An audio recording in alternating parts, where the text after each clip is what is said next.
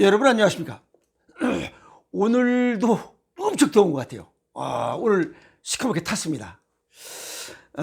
이번 주는 건강을 잃으면 모든 것을 잃는구나 하는 것을 옆에서 보는 그런 시간을 가졌습니다.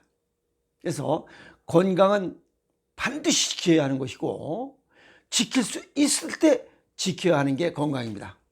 한번 잃고 나면 더 어떻게 할 수 없고 되찾을 수도 없는 게 건강인 것 같습니다. 별것 아닌 것처럼 생각되면서도 한번 잃고 나면 굉장히 되찾기 어려운 게 건강이에요. 그래서 있을 때 잘하라는 게 아주 굉장히 중요한 이야기입니다. 아셨습니까? 자, 오늘 있을 때 잘해야 되는 건강에 관한 이야기. 우리가 아프면 그냥 잽싸게 달려가는 곳이 병원입니다. 병원. 이 병원이 뭐 하는 곳이냐? 환자를 진찰 진료하는 데 필요한 설비를 갖추어 놓은 곳. 병에 걸려서 힘들어하는 그런 사람들이 담벼락이 잘 지어진 집에 가서 병을 치료하러 가는 곳, 그것이 병원이에요. 근데 여기 중요한 것은 요거 치료입니다. 치료. 요 얘기. 이거는 병이나 상처 따위를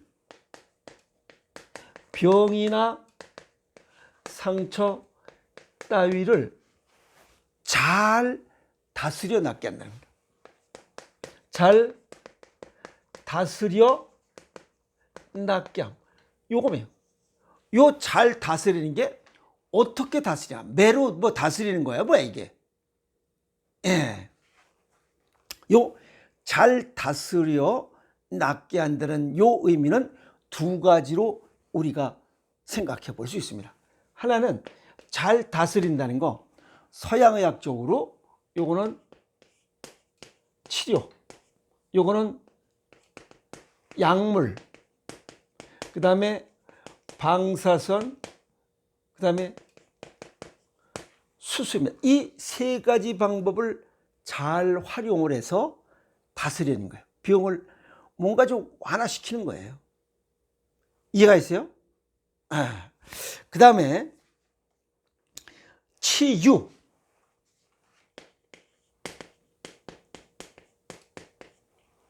그거는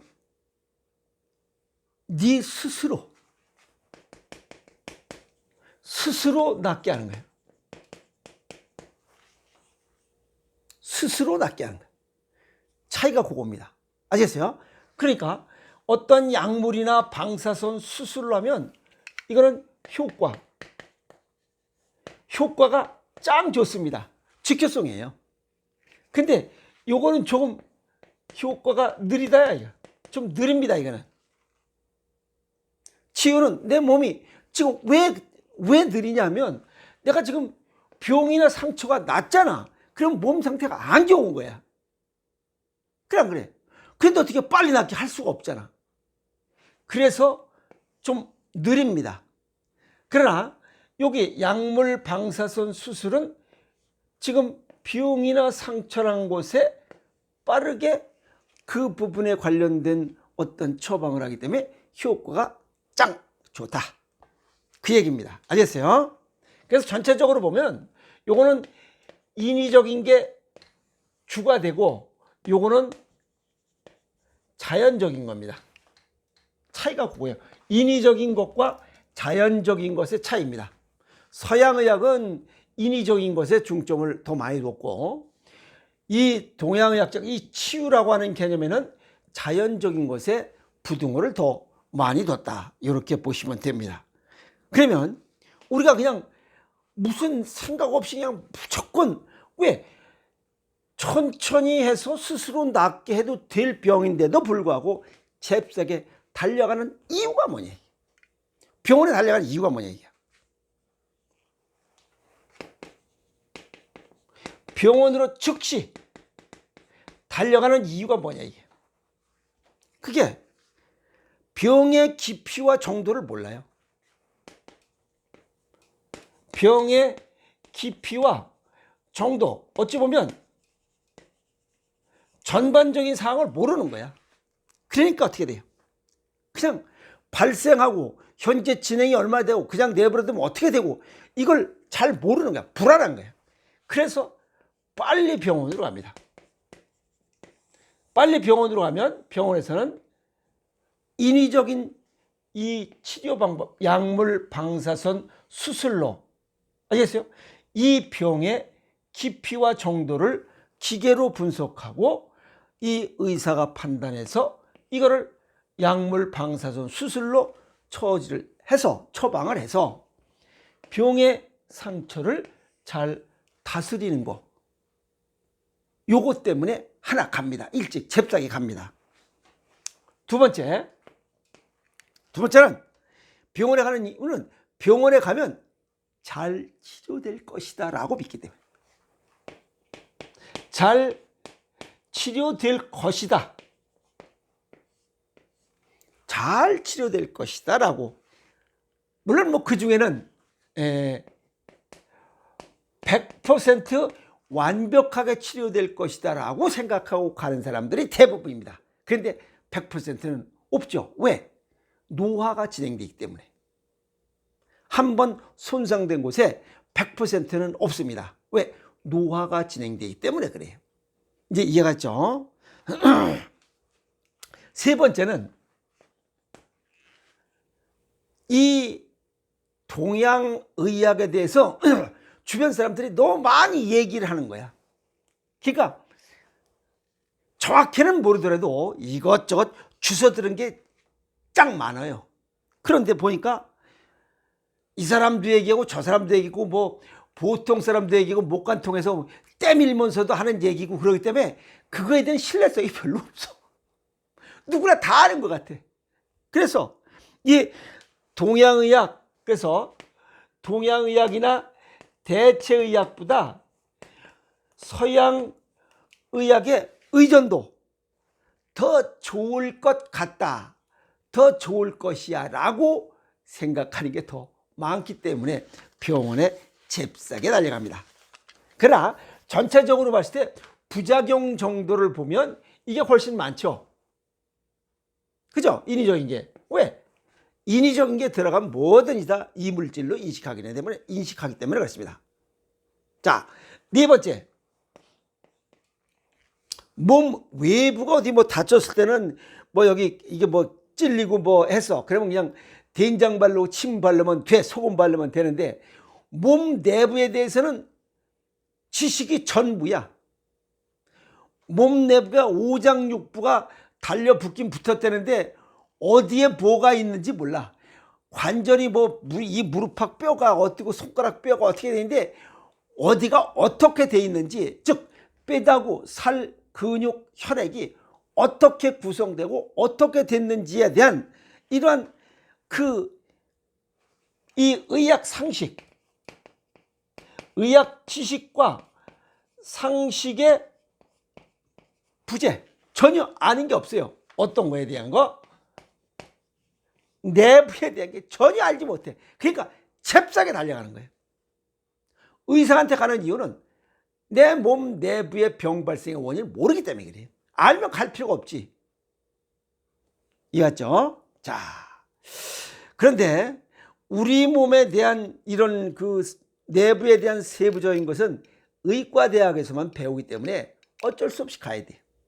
그죠? 자, 그러면 일반적인 우리가 치료와 여기 지금 치료와 치유에 대한 비교를 한번 해보면 어떤 게 좋은 건지는 여러분들이 판단하면 딱 됩니다. 우선 여기 이건 서양의학적인 방법이에요. 일단은 고비용입니다.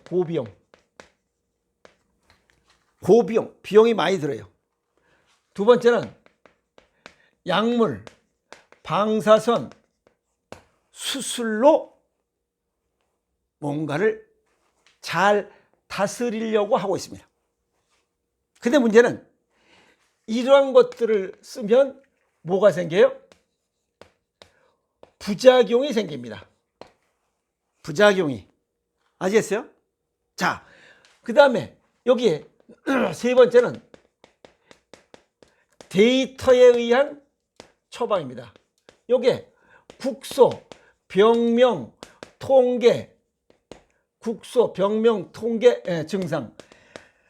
요런 데는 어떤 약을 쓰면 되더라, 요런 때는 어떤 걸 쓰면 되더라 라고 하는 그런 데이터들이 있어. 거기에 그냥 쓰는 거야.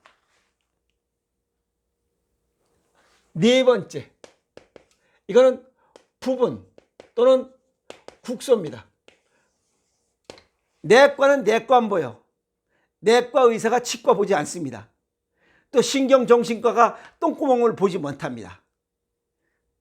이해가세요? 그게 각 분야별 단인 부분만 보기 때문에 몸 전체, 우리 몸 전체 한 덩어리잖아. 왜? 뼈다구 살, 그죠? 뼈다구 살, 근육, 혈액 이렇게 한 덩어리로 돼 있고, 또 뭐 좀 더 뭐 좀 나아갔다라고 하면 이 60조 이 세포와 100조 마리의 미생물이 들러붙어 살고 있는 큰 덩어리인데, 그냥 똥구멍 하나만 갖고 있는 대장학문과 의사가 몸 전체를 어떻게 보냐 이게야. 대장학문과 의사가 치과는 못 봅니다. 똑같은 거예요. 그러니까 전체적으로 봐야 되는데 전체적으로 보지 않는다. 예를 들어서 귀, 이명이 들려. 그거는 이 동양의학적으로는 귀에 이명이 맴이 울더니 귀뚜라미 우는 소리가 나는 것은, 이거는 신장 기능이 약할 때 나는 소리예요. 그래서 신장 기능을 보강하면 이명이 줄어들어. 또 하나 더 얘기하면, 남자들이 이 뒤 종아리가 아파서 등산 가는데 참 힘들어요. 올라가기 힘들고. 그러면 서양의학적으로는 여기에 통증 완화를 위해서 무슨 뭐 주사를 놓거나 뭘 해. 근데 사실은 그런 경우는 동양의학적으로 보면 전립선이 지금 전립선 기능이 약하면 종아리가 아파요, 남자들은. 이런 상관관계, 연관성, 이런 거를 동양의학은 알고 있어요. 다. 그러면 동양의학적으로는 역시 의학 팀들이기 때문에 메이저이기 때문에 여기 또 고비용이 듭니다. 그리고 여기는 서양의학은 약물, 방사선, 수술이지만 여기는 침, 뜸, 그 다음에 각종 약제를 처방하는 거예요. 이거 좀 다르죠. 그 다음에 여기 세 번째, 여기 데이터에 의한 게 아니라 여기는 오장육부에 그래도 전인 치유를 쬐게 봅니다. 오장육부를 기초로 그와 연관된 부분에 대한 이런 것들을 통합적으로 서양의학 쪽보다는 비교적 많은 퍼센테이지를 갖고 동양의학 쪽으로 보고 치유한다. 이해하죠? 자, 그 다음에 여기도 일부 부작용이 생길 수 있습니다. 왜? 침, 뜸, 그 다음에 약제들이 전부 독성을 갖고 있기 때문에 그래요. 보사관계를 잘 모르면 이런 부작용이 생길 수 있습니다. 알겠어요? 자, 그런데 여기 세 번째, 요거하고 별도로 이거 대체의학은 도대체 그러면 뭐냐 이게야. 요것도 의학의 한 분야입니다. 근데 요거는 저비용이야. 그 다음에 요건 음식과 운동을 통해서 요걸 병이나 상처 따위를 잘 다스려서 낫게 하는 거야. 물론 이 서양의학이나 동양의학보다 효과는 늦겠지. 왜? 이건 직접적인 게 아니고 내가 얼마나 노력했느냐에 따라서 결과가 달라지기 때문에 그렇습니다. 이해갔죠? 그 다음에 이건 부작용이 거의 없죠. 그리고 요 서양의학이나 동양의학은 전문 의료인만 할 수 있어요. 근데 요건 일반인 누구나 할 수 있어. 누구나. 에버리원. 그러면 이 음식과 운동을 통해서 내 몸의 병이나 상처를 다스릴 수 있다면 저비용에 부작용 없는 이 누구나 할 수 있는 이걸 선택하는 게 더 낫지 않겠느냐라고 깨우쳐야 됩니다. 그게 식습관과 생활습관을 바꾸지 않고는 어떤 병도 고칠 수 없다라고 하는 것을 깨우쳐야 됩니다. 그리고 살면서 생긴 병이니 살면서 고치자 하는 생각을 가져야 됩니다. 아시겠어요? 어느 날 갑자기 생긴 게 아니고 살면서 생긴 병이에요. 이거는 살면서 생긴 거고, 이건 뭐 어찌 보면 이 속 안에 염증도 전부 다 상처입니다. 이해하세요? 식습관 개선 없이는 치유가 어렵다. 그리고 식습관 개선, 이것이 건강한 삶을 살아가는데 필수 조건이다. 물론 필수에 두 가지가 더 있지. 하나는 두 가지가 합종돼요. 하나는 식습관과 생활습관을 바꿔야 건강을 유지할 수, 지킬 수 있고 이 병이나 상처라는 부분을 치유할 수 있다라고 하는 것을 필수 조건으로 알아야 됩니다. 그래야만 이 병을 예방하거나 치유할 수 있다. 이게 이깁니다. 아시겠어요? 그래서 이 어리석은 사람들은 꼭 건강을 잃고 나서 이런 얘기를 해. 그러나 지혜로운 사람은 잃기 전에 이걸 알아. 학습 활동과 올바른 일반 상식, 건강 상식을 통해서 건강을 잃으면 다시 회복하기가 굉장히 어렵다. 왜? 노화가 진행되기 때문에. 그러면 건강을 잃기 전에 예방하는 게 최고지 않냐. 건강을 지키고 질병을 예방하는 게 최고다. 그게 동의보감의 침이병 지질이에요. 굉장히 중요한 얘기입니다. 그래서 잃기 전에 아는 것이 인생의 지혜다. 그런 사람들이 지혜로운 사람이다 하는 겁니다. 그래서 오늘 제가 이런저런 생각을 하면서 더워 죽겠는데 32도, 그러니까 아마 복살까지 보면 36도, 7도 정도 될 것 같아요. 근데 내가 이제 건강하게 여름을 지내야 되겠다라고 생각하고 그 건강히 여름을 지내는 그 자체도 삶의 지혜입니다. 아시겠어요? 여기 동양의학, 서양의학, 대체의학에 대한 치료와 치유에 어떻게 적용되고 어떤 문제점들이 생기고 있는가를 설명을 드렸으니, 여기 병이나 상처 따위를 잘 다스리게 하는 방법은 치료나 치유, 대체의학, 이 세 가지, 서양의학, 동양의학, 대체의학 세 가지 방법 중에 어떤 것이 가장 효과가 좋으냐, 즉 효과를 따질 것이냐, 부작용을 따질 것이냐, 아니면 의료인한테 맡길 것이냐, 내 스스로 할 것이냐에 대한 그런 것들을 종합적으로 보면 대체의학적으로 음식과 운동을 통해서 부작용 없이 그냥 내가 꾸준히 노력하는 것이 건강을 지키는 가장 바람직하고 지혜로운 그런 치유의 방법이 아닌가, 저는 그렇게 생각을 해봅니다. 오늘 이 치료와 치유, 그 다음에 병은 또 병이나 상처 따위를 잘 낫게 하는 방법에 대한 내용을 세 가지를 비교 정리해 드렸습니다. 그래서 잃기 전에, 아시겠어요? 잃기 전에 아는 것이 인생의 지혜로다, 이렇게 정리 말씀을 드렸습니다. 아픔 없이 살도록, 그리고 건강을 지키는 것이 가장 소중하다는 것 다시 한번 강조 말씀을 드립니다. 건강하게 여러분 지내세요. 화이팅!